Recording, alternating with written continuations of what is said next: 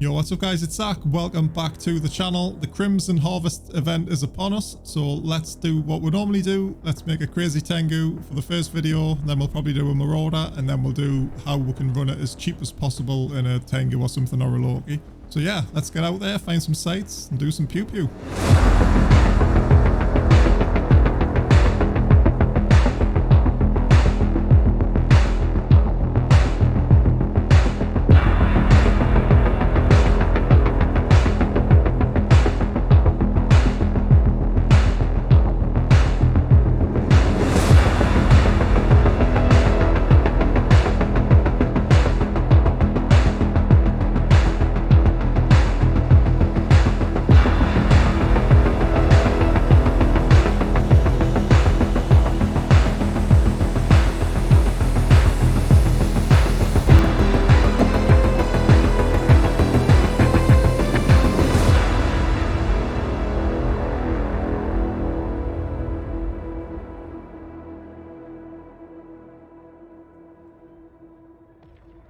Alright guys, we found a Tet base, so let's go and do that. I do find this one is actually harder than the Crimson, so the rats are a little bit different in the Tet bases. They've actually got a decent amount of EM resistance, so I'm going to use the Tengu here and just lay down some Scourge. It's the second lowest resist on them.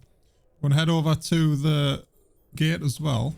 So one thing I found about with the gates too, if you've actually got the shortcut keys on you, but there's still rats in the area, it actually uses the key, but then you still can't get through once it's done, which is a bit of a waste. And also if you've got a stack of 5 keys, you try and use the gate, it'll just dry them all up. So literally just keep one of each in your cargo at all time, you're just going to be wasting your money. So the keys are worth on contract now around 7 to 8 million. So I think that's totally worth it to miss out the middle room, because the middle room does take quite a lot of time to get through sometimes, especially on these Tet ones. So the Crimson Harvest ones I'd say are definitely easier, and you can go full AM pretty much, damage and that, so it's better for Lokis and Legions and things with the lasers. And the Tengu obviously doesn't get as much damage with the AM as it does the kinetic, so the Tets are really good for this, but they still do a decent amount of damage even to the Crimson ones, so it just depends what you're flying. But we've got this Tengu here. We've been min-maxing the fit just to get it set like I would usually do. So in previous event videos, I've showed you guys the process of building up the Tengu or whatever ship to sort of min-max the site with as we go. But I've just decided just to knock this one out, and we'll get this vid done. Got a Varga thing coming out as well. And if we can, I'll just quickly show you the fit as well. So this is the pimpy version, and we'll do 100% do a cheap version soon. So I'll just leave that on the screen there. So we've got tractor beam, heavy assault missiles, Pith B, medium shield booster. That's not too aggressive on the ISK there. Gistum 50, that just helps the cap as well, which really we don't need because we're only using a medium shield booster. And we've put a medium cap battery on this thing as well, because that's literally all we need.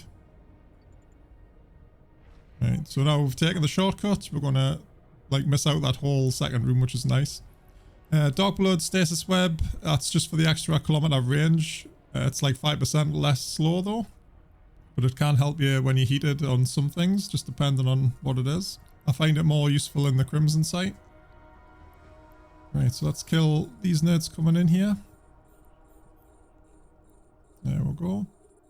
Of course, it's personal preference if you're on a Microwarpdrive or whatnot. Most of the time, an afterburner would suit you a little bit better here, because a lot of the time we're not using the Microwarpdrive at all. It's just sitting there nerfing our cap pretty much, and not helping mitigate any damage. So if you're going on a cheaper fit, we'll definitely be using a Tech 2 or even a Meta afterburner.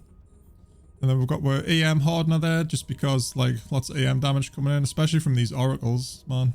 Right, so we can just overheat here, which is nice. Got with 20k, not that we need to. Got a lot of application mods on this thing, so it's doing a fair amount, or a fair chunk of damage, I would say, even to the small stuff. And yeah, speaking of that, we've got missile guidance computer with a precision script in. You can switch it out for range if you're a little bit lower on the SP. The ham range itself isn't like too great. It's only 23 kilometers here, which is a lot worse than like a Loki would be. So you get, I think with this fit about 30k or something on a Loki, 32k. And the lows, we've got 3 Caldari Ballistics. Again, usually I would do 4 for PvE, but we're only gaining like 10% DPS, and that's still a good chunk. Because we're doing like just over 1,000 right now. And I think it goes up to, well, be less than 10%, so it would go up to like 1,090, I think. So get like 60, 70 DPS, which again, any additive damage is good because it's going to, like, over time make the sights run faster. But the Missile Guidance Enhancer does give some range and some application as well. So really, we're killing the small stuff faster, and that's generally what's going to hold you up if you're using like a ham platform, I would think, for the most part. Let's get reloaded.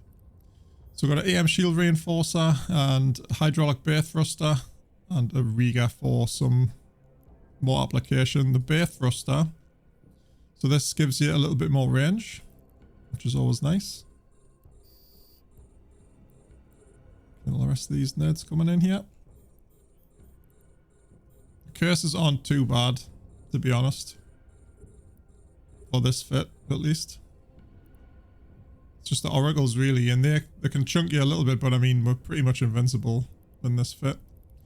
And yeah, we've got the amp node for the extra rep bonus and things, so we're not using the cloaky. So again, that's like personal pref, what you want to do there. You can get as much damage with the cloak, but obviously this one's a little bit more tanky. Ejection bay for the missiles. Chassis optimization, that's just for the slot layout really, and the graviton reactor again just for the power grid and everything.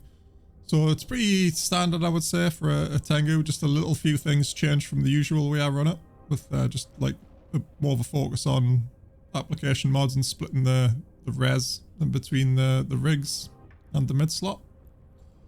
Let's give you a look at the stats there real quick as well. So 7160 on the resistances, which is not too bad. And the Pith X, like AM Shield Hardener, is not as expensive as what you would think. It's totally worth it. But yeah, this is pretty much the final form for the Tengu, which I've been enjoying. We've got a really good Loki as well, which I'll probably show you guys, like a dual web, like just full damage thing, which is nice. Good thing with the Loki, you've got those like super long range web bonus.